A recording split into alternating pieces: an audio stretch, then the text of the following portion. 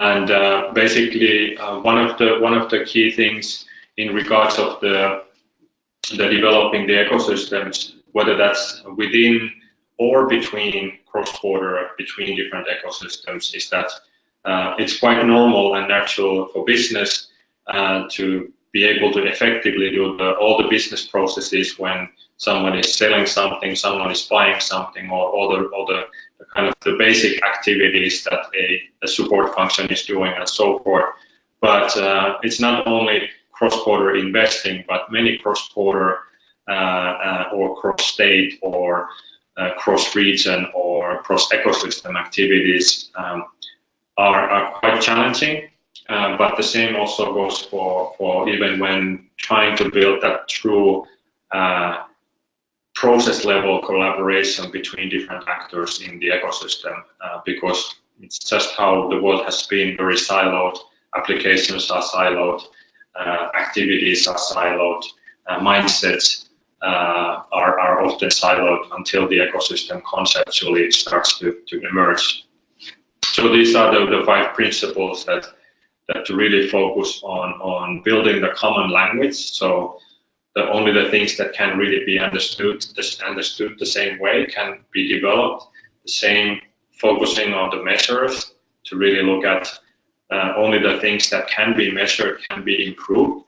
So not only looking at the vanity metrics of participation and so forth, but actually looking more for the outcomes and specifically those processes that cut multiple different actors and seeing how the numbers are actually improving. And then only by sharing things, so meaning that being very open about the activities, not only for the customers or partners, but really being more open in a very specific manner about the activities and being very concrete about those. Can others understand them? And then even further, only by creating shared processes, creating shared tools, creating shared measures, what we call shared things. If there is no shared things, an easiest way is to think about standards. If there is no standards between different actors, it's basically very hard, if not impossible, to actually work together. And then finally, even if there are standards, but if nobody is not using them, then it's basically, again, not really developed or improved together. So this is the kind of the 5 key principles when it comes to this type of activities and the facilitation role, that having common language, sharing openly, defining what are shared things, that they are being worked together, the commons that are being worked in the local setting, shared KPIs, shared tools, shared standards, and then committing to using those actually, and not just creating your own tools, your own standards, your own models, because with that type of activity, the problem never goes away. It continues to repeat itself, and there is no building any kind of single markets and cross-border activities and so forth. So these are the 5 principles.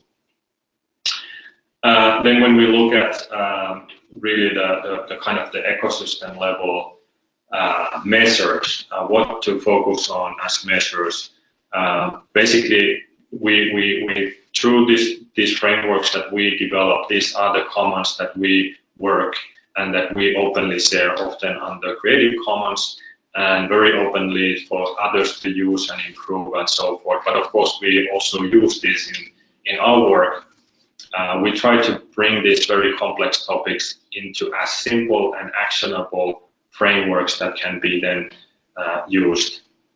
So when looking at development side, when looking at objectives to be developed, it's very important to pick a specific item that is being improved. So are we trying to improve talent? Are we trying to improve entrepreneurship? Are we trying to improve innovation? Are we trying to improve our support function? Are we trying to improve money? So that means access to money, funding, and so forth. What is the specific item that we're looking to improve? So we have put here the generic, typical the most common things in the ecosystem as example items, but of course you may have additional items in your ecosystem as well. And then really there isn't that many different things that you can improve.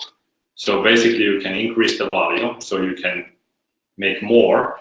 You can improve the quality, so you can actually improve that you don't increase the number only, or you don't even increase the number, you just improve the quality significantly.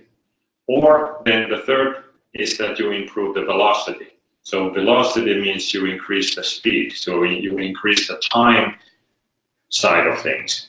How quickly you can access money, how quickly you can find a co-founder, how quickly you can match between relevant problems in the market, how quickly you can do things. If you are providing a support function, how quickly can that support function be accessed? How quickly is that support function executed without losing the quality? And then the fourth is, of course, the sustainability side, or the actual return of investment, whether that is return of investment of taxpayers' money, whether that's private money, whether that is a collaboratively put budget, like in this project, it's public money in Europe provided to multiple stakeholders together. What is the actual return of investment on this? And of course, return of investment depends how it's calculated, whether it's more jobs or whether it's just multiplying money. Whichever is that return is, of course, separately defined. It doesn't necessarily always mean money, but that depends on the actor and the actors who are in question. So when we look at through this type of lens, it's actually quite, you can find much more focus on how to come up with relevant things to improve. And then looking through this lens to actually start thinking of the objectives. And this can then be also put in this kind of visualization that on one hand you have those core things, what are you trying to improve, and the items that you're looking to improve, and on the other side you can have the types of values that you're trying to improve. And basically now you can pick there, okay, we're trying to improve the quality of the support, we're trying to improve the velocity of money, so access to capital, decision making of how quickly the decisions of providing that money can be made, and so forth. Or we're looking to increase the volume of growth, so that we have growth but we don't have enough growth, we want to have more of it, and then you may realize that actually you have to first increase the volume of innovation, talent, entrepreneurship to have enough volume in growth. So, or you want to grow the return of investment. So this type of framework gives you a effective, very simplified communication method between multiple stakeholders. So that's why we have also developed that. And then when defining the objectives, it's good to have some kind of a clear tool or form or lens through that each objective is looked the same way. Oftentimes when objectives are considered, or when like, should we develop this or should we develop that, oftentimes there is no prior agreed format of through what lens we drive all of these objectives through, so that then after that we can actually see what we should develop. So oftentimes they are not comparable in the ways that they are presented when selecting what are the most effective or most important objectives that we should commit to actually putting budgets and developing through. So that's why it's important to use some kind of common format, common tool, common practice, always with every single objective that is being worked collaboratively. This is again, when you're working with ecosystem level or cross-border or cross-organization, you have to have an agreed format how you first collect the information about an objective to be committed together. because otherwise it becomes not a logical voting, and it's very biased between one actor wanting to push their own objectives and so forth. So this brings more neutrality, this brings more the common language to select these objectives. So this is again format that we have put together through multiple different exercises, working on multiple different ecosystem development and cross-border activities, or with inside an ecosystem collaborative development objectives. So what do we want to improve? Who is the owner of this objective? And the owner doesn't necessarily mean that they are the ones who's going to implement and do it all, but someone has to be looking after this objective. How easy it is to develop, what is the expected impact, putting a score number there from 1 to 5. What is the actual item that we're trying to improve? Is it talent? Is it money? Is it support? And what is the value that we're trying to improve? Is it growth? Is it velocity? And then finding what is the starting value.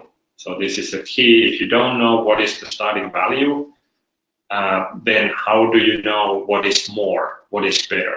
So you need to find what is the current value.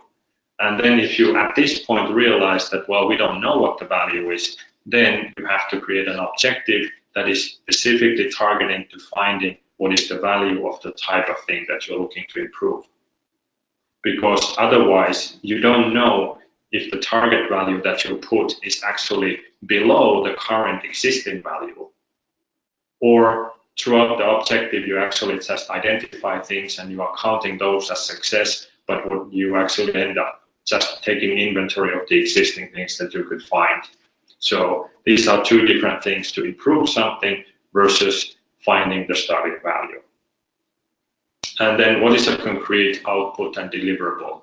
So what is that specific output? How does it materialize itself? Not only in the numbers, how it was improved, but what other outcomes there is. How do you concretely say that we, as an outcome, we delivered this? And then below that we have whether this objective is targeting the formation phase, whether it's focusing on the validation phase, or whether it's focusing on the growth phase part of the ecosystem, or specific ventures in the ecosystem. After this, it then comes, okay, what do we actually do? What is the actionable item? So what are the actions and activities that we are going to do to try to reach this objective and try to improve and reach that target value and to be able to produce that deliverable? And how do we do it? So what do we do? And then next, how do we do it? And then how do we measure the doing? So what is the process? What are the processes that we are doing inside of that actionable item? And out of that process, what things do we measure from it? And then side impacts are like, what are the other considerations that if we do this, what other benefits or other types of outcomes there is that are not the main outcome, but they're still valuable things or additional values that this can generate. And then additional information. If it's something that is already happening and it's improving, to list where it is actually happening now. If it's not, where it should be happening, who should be doing this, how it should be experienced, and so forth. Or if it's happening somewhere now, should it be moved to be happening somewhere else, or should it be scaled so that it happens in more places, and so forth. And how is it being measured now? So is the current measures, how it's being measured, sufficient? So is it providing enough of information, and is that information about the value easy to find, and is it available? Should it be improved, or how it should be measured going forward? And then also listing the different key challenges that are restricting or constraining to be able to take on this objective. That may be regulatory, it may be a lack of resources, it may be lack of collaborative mindset, it can be lack of many things. But this is basically, with this type of format, it helps to really capture a significant amount of very important information and also raise on top a lot of additional questions that need to be answered before actually even deciding whether this objective is worth executing or not, let alone then if there's 10 or 20 or 30 or sometimes we see crazy numbers of 50 different objectives being exposed out of one workshop. And how do you prioritize which ones to work on? If there isn't enough information about them, the exercise is not going to be useful, and the outcome is actually going to be a significant amount of time wasted, because oftentimes then if nothing happens, if no inventory is taken from these, there is no owner who is looking after that they move forward. Within the couple of months, 6 months, 1 year, or if a project that was funded to make these workshop activities happens, the budget runs out, people change their job positions, the information disappears, the whole exercise was basically, the outcome was wasted money and time. So this is the things that you don't want to see, regardless of whose money you are using to help develop the ecosystem. You don't want to see these significant efforts to evaporate in the thin air. So that is it's worth the effort. And when we promote these things to increase the level of understanding about these topics, but also providing the tools and hopefully also helping to make applications and proposals much stronger by helping to include this type of mindsets and language into the proposals, that would hopefully also carry to real actions also when those projects go forward.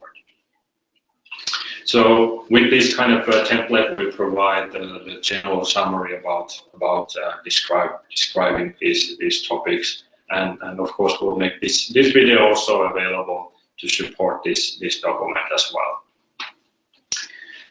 So to summarize, defining the objective, key part is to prioritize them based on the first reactions, and then finding the additional information to defining what item and what value being improved, what is the target, what is the initiative, and checking the current activities and so forth.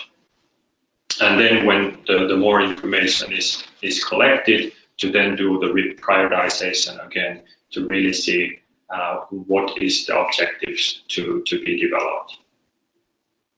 Here's the simplified logic of looking at prioritizing the objectives, because oftentimes it's even hard to say, okay, but how do we prioritize? What do we say is more important? Why it is more important? So we basically have this very simplified framework. I've been part myself in multiple different sessions also beyond our own work, and it continues to surprise me how poorly the prioritization part often is handled after sometimes weeks or even months of significant work putting behind coming up with development items by very smart people. But then when it comes down to, okay, which one of these we should execute, sometimes it becomes just a very loud talk, or at best it can be voting without any rationale of what is behind the logic of the voting and so forth. So to just help that, we have created this simple framework that everyone should consider what is the impact for the whole ecosystem. So not on the individual, but for the whole ecosystem. And then the other part is how easy it is to implement, or how difficult it is to implement. And the words easy and difficult here can be multiple of things: regulatory challenges, no, not enough finance. But if we simplify, if there is no obstacles and it costs very little money and it's very fast to do, it's pretty easy and it should score high on that. Now, if at the same time it's also very big impact, it should be high. Now, if we take that, the highest priority should be those that are very easy, quick fix, doesn't cost money, no restrictions, but we all can agree it's pretty high impact. So let's prioritize those. Now, if you have 20 or 50 objectives, hopefully you can accomplish much more progress. And with that progress momentum, you can then also start to look more of those that maybe become more difficult, but still should have high impact to work on. The good thing about when there's a long list of things to do, oftentimes you never reach the end of the list because there's new things coming. So you don't really have to decide separately that some action is not going to be taken.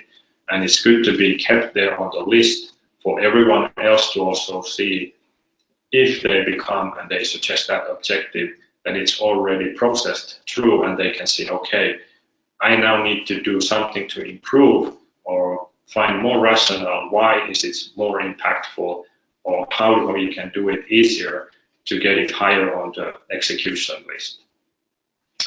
So this is really the kind of framework approach to looking without saying anything about the actual specific objectives, what they are, but only the process and the logic around it through the lens of a framework. So then, of course, these activities, as on the form it was, whether it's focusing on the what item, what value, and then to what specific development phase is it focusing on. This is the development phases framework to give simplified frame to talk about these 3 higher level areas and then more specific areas within them and the descriptions of all of these. And then separately there's whether it's the innovation side from idea to products to business, or whether it's talent side from talent to co-founding teams to growing organizations. And then basically this type of frame you put here, we can see now the higher level framework that was listed, the actual items, and then on the values. And now you can see more specifically a specific point in the ecosystem that you're looking to improve, and then finding the number of that and so forth.